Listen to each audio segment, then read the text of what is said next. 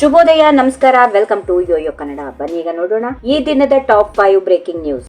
Karnataka BJP ಪಕ್ಷದಿಂದ ಉಚ್ಚಾಟನೆಯಾದ ಮಾಜಿ ಸಚಿವ ಕೆಎಸ್ ಈಶ್ವರಪ್ಪ ಹಾಗೂ ಹಿಂದೂ ಫೈರ್ ಬ್ರ್ಯಾಂಡ್ ಶಾಸಕ ಬಸನಗೌಡ ಪಾಟೀಲ್ ಯತ್ನಾಳ್ ಇದೀಗ ಒಂದಾಗಿದ್ದು ರಾಜ್ಯದ ರಾಜಕೀಯದಲ್ಲಿ ಹೊಸ ಚರ್ಚೆಗೆ ಕಾರಣರಾಗಿದ್ದಾರೆ. ಅವರ ನೇತೃತ್ವದಲ್ಲಿ ಏಪ್ರಿಲ್ 26ರಂದು ಹಾವೇರಿಯಲ್ಲಿ ಕ್ರಾಂತಿವೀರ ಬ್ರಿಗೇಡ್ ವತಿಯಿಂದ ನ್ಯಾಯ ಜಾಥಾ ಎಂಬ ಹೆಸರಿನಲ್ಲಿ ಬೃಹತ್ ಹೋರಾಟ ಪ್ರತಿಭಟನೆ ನಡೆಯಲಿದೆ. ಈ ಕಾರ್ಯಕ್ರಮದಲ್ಲಿ ಬಸನಗೌಡ ಪಾಟೀಲ್ ಯತ್ನಾಳ್, ಕೆಎಸ್ ಈಶ್ವರಪ್ಪ, ಅವರ ಪುತ್ರ ಕೆಎನ್ ಕಾಂತೇಶ್ ಹಾಗೂ ರಾಜ್ಯದ ಅನೇಕ ಪೂಜ್ಯರು, ಮುಖಂಡರು ಪಾಲ್ಗೊಳ್ಳಲಿದ್ದಾರೆ.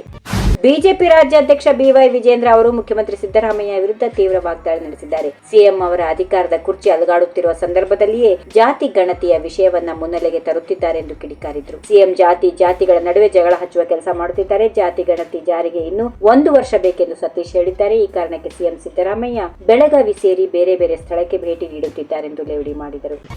ಜಾತಿ ಗಣತಿಯಲ್ಲಿ ಮೂಲ ಪ್ರತಿಗಳು ಲಭ್ಯ ಇಲ್ಲ ಎಂಬ ಆರೋಪ ನಿರಾಧಾರ. ವಿರೋಧ ಪಕ್ಷದ ನಾಯಕ ಆರ್ ಅಶೋಕ್ ತಪ್ಪು ಹೇಳಿಕೆ ನೀಡಬಾರದು ಹೀಗೆಂದು ಕೆಪಿಸಿಸಿ ಅಧ್ಯಕ್ಷ ಹಾಗೂ ಉಪಮುಖ್ಯಮಂತ್ರಿ ಡಿಕೆ ಶಿವಕುಮಾರ್ ತಿರುಗೇಟು ನೀಡಿದ್ದಾರೆ. ಒಂದು ವೇಳೆ ಆರ್ ಅಶೋಕ್ ಅವರಿಗೆ ಅನುಮಾನವಿದ್ದರೆ ಜಯಪ್ರಕಾಶ್ ಹೆಗಡೆ ಅವರನ್ನ ನೇರವಾಗಿ ಕೇಳಬಹುದು. ಅದನ್ನು ಬಿಟ್ಟು ಸುಳ್ಳು ಹೇಳುವುದಕ್ಕೆ ಜವಾಬ್ದಾರಿಯುತ ಸ್ಥಾನದಲ್ಲಿ ಇರುವವರು ಎಚ್ಚರಿಕೆಯಿಂದ ಮಾತನಾಡಬೇಕು ಎಂದರು.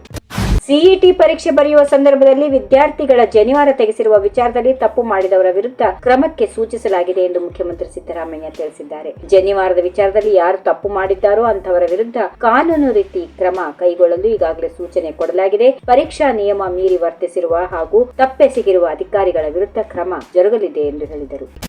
ಮಾಜಿ ಮುಖ್ಯಮಂತ್ರಿ ಬಿಎಸ್ ಯಡಿಯೂರಪ್ಪ ಅವರ ವಿರುದ್ಧದ 2011ರ ಭೂ ಡಿನೋಟಿಫಿಕೇಶನ್ ಪ್ರಕರಣಕ್ಕೆ ಸಂಬಂಧಪಟ್ಟಂತೆ ಅರ್ಜಿ ವಿಚಾರಣೆಯನ್ನ ಸುಪ್ರೀಂ ಕೋರ್ಟ್ ಸೋಮವಾರ ಮುಂದೂಡಿದೆ. ನ್ಯಾಯಮೂರ್ತಿಗಳು ಜೆಬಿ ಪಾರ್ದಿವಾಲಾ ಮತ್ತು ಮನೋಜ್ ಮಿಶ್ರಾ ಅವರ ವಿಭಾಗೀಯ ಪೀಠವು ಈ ಪ್ರಕರಣವನ್ನ ಕಾನೂನುಬದ್ಧತೆ ಕುರಿತು ನಿರ್ಣಯಿಸಲು ವಿಸ್ತೃತ ಪೀಠಕ್ಕೆ ವರ್ಗಾಯಿಸಿದೆ. ಇದೇ ರೀತಿ ಮತ್ತೊಂದು ಪ್ರಕರಣ ಈಗಾಗಲೇ ವಿಸ್ತೃತ ಪೀಠದ ಮುಂದೆ ಇರುವ ಕಾರಣ ಇದನ್ನು ಕೂಡ ಅದಕ್ಕೆ ಸೇರಿಸಲಾಗಿದೆ. ಯಡಿಯೂರಪ್ಪ ಅವರ ವಿರುದ್ಧ ಸರ್ಕಾರಿ ಭೂಮಿಯನ್ನು ಅಕ್ರಮವಾಗಿ ಡಿನೋಟಿಫೈ ಮಾಡಿದ್ದು ರಾಜ್ಯ ಖಜಾನೆಗೆ ನಷ್ಟ ಉಂಟು ಮಾಡಲಾಗಿದೆ ಎಂಬ ಆರೋಪಗಳಿವೆ. ಪ್ರಕರಣದ ಸೂಕ್ತ ಆದೇಶಕ್ಕಾಗಿ ಸುಪ್ರೀಂ ಕೋರ್ಟ್ ಸಿಜೆಐ ಅವರ ಮುಂದೆ ವಿಚಾರಣೆ ನಡೆಯಲಿ ಎಂದು ಸೂಚಿಸಿದೆ.